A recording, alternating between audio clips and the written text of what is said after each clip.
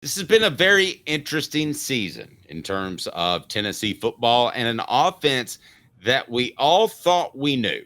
An offense that was going to split you out wide horizontally, that God forbid if it was like last year was going to run a lot of the tunnel screens. But if it was like 2022, they were going to be able to stretch the field with a Jalen Hyde, have guys run to space, challenge safeties.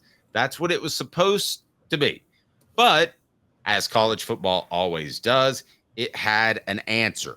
Let's get to today's tough question because I think we would all agree that Nico Iamaleava has played well, but has not blown anybody's doors off as Caleb and I predicted and expected. Today's tough question brought to you by Banks & Jones, Tennessee's trial attorney, banksandjones.com. Today's tough question. Take a side. Take a stand. The Dave Hooker Show, a presentation of offthehooksports.com. Okay, your standards were incredibly high. So I don't know where you're going to go on this. I mean, to you, Nico, based off your preseason standards, maybe just adult. But Caleb, your standards were high. So how would you judge Nico to this point in the season before we talk about how good he might be? Because I think he's peaking at the right time, and how good he needs to be for the Vols to advance past Ohio State. Well, I think as of right now, I think he's peaking at the right time. But how about this? I think he's on the upward trajectory at the right time. So I think his play throughout the year was mostly a C+, if I could say that. But I think the last 3 to 4 weeks of the season, I think he pushed it up to a B-, a B, and even a B+.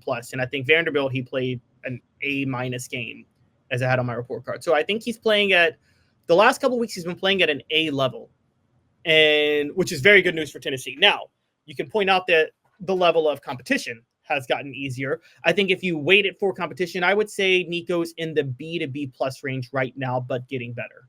Okay, so let me ask you, are you grading this at all on a curve as a redshirt freshman quarterback?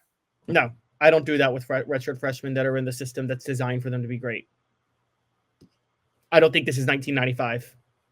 Okay. I do think there were some nerves. I think Nico got down on himself in the first month of the season, and I think that's because of the offensive tackle issue. We'll never know if Nico would have just boom hit the ground running against quality competition because that Tennessee didn't have quality players at offensive tackle, and I don't think he was ever comfortable until about midway through the season when Lance Hurd went from 3 offensive holds and 3 false starts to just 1 false start a game. That was like a step in the right direction. So, and I think that put Tennessee behind in the chains a lot. So the question is this. Let me ask you this question. What is today's tough question? It is live right now on our YouTube page. Please hit the like button, thumbs up, and make sure you are subscribed. We just went over 7,000 subscribers, and we're pretty darn happy about that. So, excuse me, be a part of the program and be sure you've got those notifications on. So what is the question, Caleb Calhoun? The question is, for the Vols to beat Ohio State, Nico has to play well, play great, play elite. Right. So we're going to go ahead and rule out that he throws 5 interceptions, because if he does that, they're going to lose on the road. The results of the question, today's tough question, brought to you by Banks & Jones, Tennessee's trial attorney, banksandjones.com. Why Banks & Jones? Well, it's because they're Tennessee's trial attorney. You can play to win with Banks & Jones because they'll go to trial. You've heard of other lawyers. They say they'll go to trial and fight for you. They won't. They just want to settle. That's the easiest way out. Well, that's not Banks & Jones, led by T. Scott Jones. They won't settle. They'll go to trial for you. Tennessee's trial attorney. They play to win. Truly, Tennessee's trial attorney when it comes to criminal defense or personal injury. Why settle? It's Banks & Jones. T. Scott Jones. Banks. All right, so how good does he have to play for them to beat Ohio State? I think he only has to play good. I mean, did anybody watch the Michigan-Ohio State game a couple of weeks ago? Michigan's quarterback threw 62 yards, and they won 13-10. I think if you can wear down Ohio State's run defense in the second half. Their run defense, as you've seen, Dave, it's skewed, very much so. if you keep it a game and if you stick to it, and if you don't let them start to blow you out where you have to throw, they will wilt in the second half. The key is you got to keep it close until late in the third quarter, and then you can start to torch them. And it's hard for me to think that given this defense, that they're not capable of keeping it close. So when you factor all of that in, I think he just has to play good. And now that doesn't mean playing great won't help. I mean, Dylan Gabriel, Oregon beat Ohio State because he threw for over 330 yards in that game. But I think, honestly, this game won't come down to Nico like we thought it would at the beginning of the year. I think you're absolutely right. And it sounds insane to say that about the starting quarterback that we thought would lead Tennessee to a Heisman Trophy and all that. And listen, I was every bit a part of that bandwagon as Caleb Calhoun was, who needs to change his name down there. But I was every bit a part of that bandwagon. I was every bit a part of that bandwagon as well. And but I say that now, knowing where Tennessee is, knowing the fact that the interior of the offensive line is not just good, it's great. Can we agree on that? Yes, we can absolutely agree on that. The receivers are likely going to make a play or two, you would think, even if it's not a perfect dime drop 45 yards downfield by Nico Iamaleava. And the defense travels. I mean, defense is really, really good. So to me, it's much, much more likely that Nico Iamaleava wins the game than stumbles and loses it. However, redshirt freshmen do make mistakes, and this is going to be a big, big time backdrop in a venue. So I'm not willing to say that he's instantly a guy with as much, as much experience as Stetson Bennett, who I know I refer to his name when I mean Carson Beck, but I really do mean Stetson Bennett this time. But because Stetson Bennett, you felt like you would go into a game, Caleb, at the end of his career, and he wasn't going to lose it for you. You didn't know he was going to win it for you, but you kind of knew he was going to lose it. He was not going to lose it for you. I feel that way about Nico because I think that the Tennessee's offensive staff will protect him, and I don't feel like he has to go make a bleak ton of plays in order for the Vols to beat Ohio State. You know what I'd shoot for right now? You tell me if you would take this. This is what you get. You get 5 plays, okay? 2 times he scrambles for 4 yards when the Vols needed 2, and he converts the chains, okay? And then 3 good throws. If I handed that to you right now as a gambling man, you've got 5 really good plays. 2 of those are darts underneath, one's 1 deep ball. That's not asking a lot. And then two timely runs. If I gave you those 5 plays, would you easily pick Ohio State? Would you be unsure still? Where would you be if I said you've got 5 semi-magical plays? I'm not talking about some crazy Reggie Bush, Vince Young play back in the day. I'm just talking about a solid where you go, wow, that was a good ball, or wow, that was a timely run. And not huge plays. Does that make sense? Yeah, if what you're saying is true, if you're talking about, but you said 2 deep balls in there. If 2 deep balls are hit, man, I'm willing to pick Ohio State. I mean, excuse me, I'm willing to pick Tennessee outright because I have a hard time believing that the 2 deep balls, that's been the problem for Tennessee, is that they just haven't connected on those. If you connect on 2 of them, that's 2 touchdowns. Well, when I say deep balls, I'm not referring to taking a deep shot downfield. I'm talking about he threw a good ball on the lead and somebody was able to stretch it into a long game. And then I was giving you 2 good throws that end up in very positive things, 2 runs, and then he hits on 1 deep ball. If I gave you that right now, I'm talking a fly route. I'm not talking about you hit on a slant, he breaks it for 80 yards. I'm still like, I mean, just 1 deep ball changes the complexion of so many games that Tennessee has played in this year. So I still might take Tennessee outright if in that scenario. I'm just going to be honest with you. So okay. I think I'm all in on that. from talking to some people on campus, I mean, here's kind of the thought process. Do you think the offensive tackles are good enough to protect Nico Iamaleava? If you do, then you can take that 12 personnel and sink it right to the bottom of the ocean with Leonardo DiCaprio because they don't want to do that.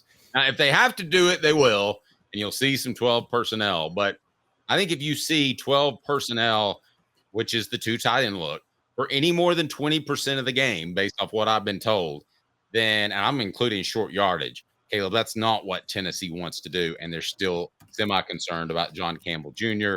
and Lance Hurd at the end spot. That to me would be the tackle spot. That to me would be troubling.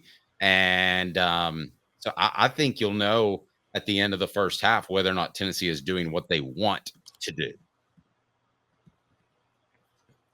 I mean, I could see that.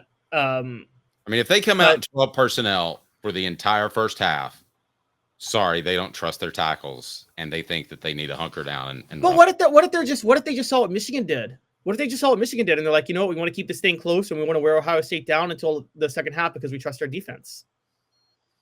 I'm just telling you, the person. I mean, isn't that a possibility? The person that told me that would know said we got to be both. Now, maybe both means 60-40. You've got your foot to the throttle.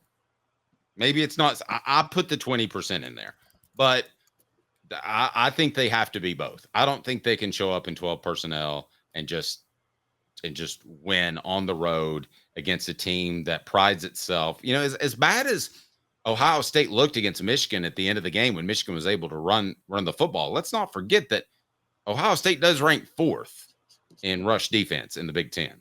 But again, this is, it's funny because I'm the analytics guy and I'm the one who's actually taken like flow of the game into account. Part of rush defense being elite or looking elite, it's sometimes the same reason pass defense doesn't look so great sometimes. You know, a couple years ago, Dave, I think you and I would both agree that one of the reasons Tennessee's pass defense, well, it wasn't great. It looked worse than it actually was because teams were throwing the ball all around to try to catch up, right? And I think that the same can be true with your elite rush defense. Ohio State's rush defense, the first line is very good. I think within that first line, when that happens, they get such a big lead. They generate obvious passing downs in the second half, so teams can't actually stick with the run game to wear them down. I think if you keep it close, and if you're still in the game, and if you stick to your game plan, by the second half, you can really start to wear them down. That's what I saw with Michigan.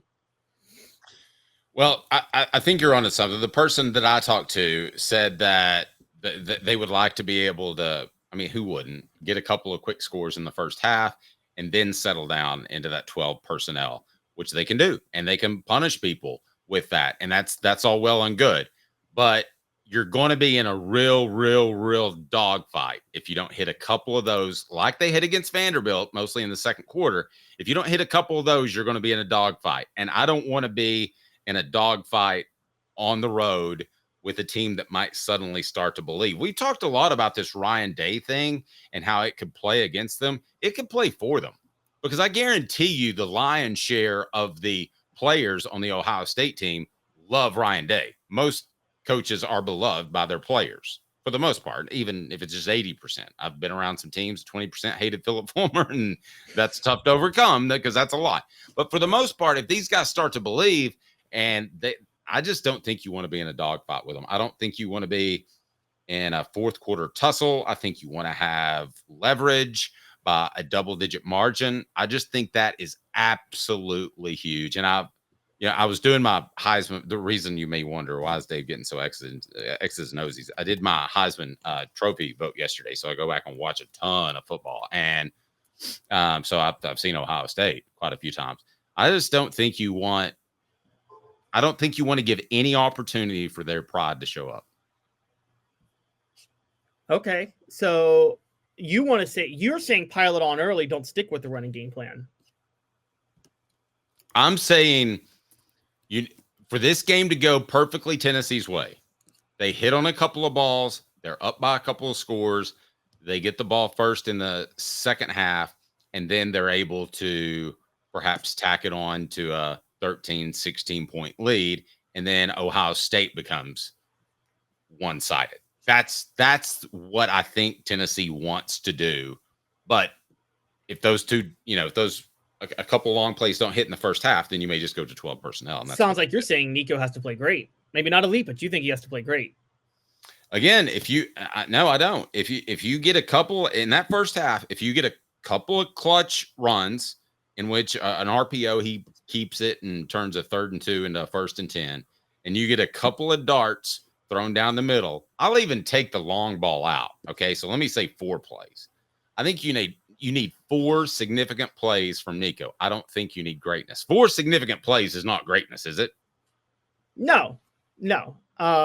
It's well, if in the first half, it kind of is, isn't it? Like 4 significant plays. I consider that pretty great. I mean, him and Hooker had, back in the day when Hooker was throwing 5 touchdown passes a day. Let's be honest, Dave. Hooker had, like, in terms of big plays that were significant, maybe 4.5. It's just 3 of those went for touchdowns. So It was like, I don't know. I think 4 significant plays can be pretty significant. Maybe my whole subconscious of I've got him at such a high level. I think by this time next year, he's going to turn in like 8 great plays a half. So maybe that's ebbing into my thought process after talking to some people that know how they want to attack Ohio State.